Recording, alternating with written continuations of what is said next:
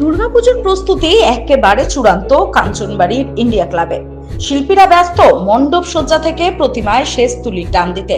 পুজোকে ঘিরে একেবারে সাজু সাজু রব কাঞ্চনবাড়ি ইন্ডিয়া ক্লাবে।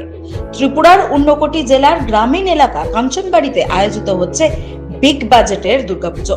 সাত পাকে বাঁধা থিম নিয়ে গড়ে উঠেছে ক্লাবের মণ্ডপ এবং ঢাকেশ্বরী দেবীর স্বরূপ তৈরি করা হচ্ছে মা দুর্গার অবয়ব। সব মিলিয়ে পুজোর আগে চরম ব্যস্ততা দেখা গেল পুজো আয়োজক থেকে পুজোর কাজে নিয়োজিত বিভিন্ন শিল্পীদের মধ্যে। কাউন্টডাউন প্রায় শেষ, একটি বছরের অপেক্ষার অবসান। বাপের বাড়িতে যেন প্রায় চলেই এলেন দেবী। রবিবার দেবীর বোধন, তাই এর আগে পুজোর বাকি থাকা সমস্ত কাজ শেষ করতে মণ্ডপে মণ্ডপে পুজোর আয়োজনে চলছে শেষ তুলির টান।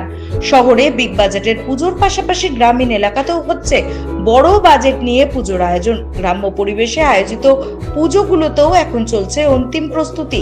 ঊনকোটি জেলার গ্রামীণ এলাকা কাঞ্চনবাড়িতে বড় বাজেটের পুজোর আয়োজনে নেমেছে স্থানীয় ইন্ডিয়া ক্লাব।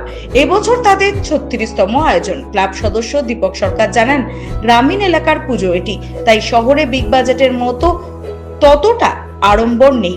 এবছর 14 লক্ষ টাকা বাজেট নিয়ে পুজোর আয়োজনে নেমেছে তারা, যা গ্রামীণ এলাকার বড় বাজেটের পুজো। এবারে সাত পাকে বাঁধা থিম নিয়ে তৈরি হচ্ছে তাদের পুজো প্যান্ডেল। এবছর ক্লাবে ঢাকেশ্বরী মূর্তি তৈরি করছেন কুমারঘাটের মৃৎশিল্পী সায়ন পাল এবং মণ্ডপ সজ্জায় রয়েছেন অর্ঘ্য কুসুম রায়। পাশাপাশি নবদ্বীপের ইন্দ্র ইলেকট্রনিক্স থেকে আনা হয়েছে আলোকসজ্জা।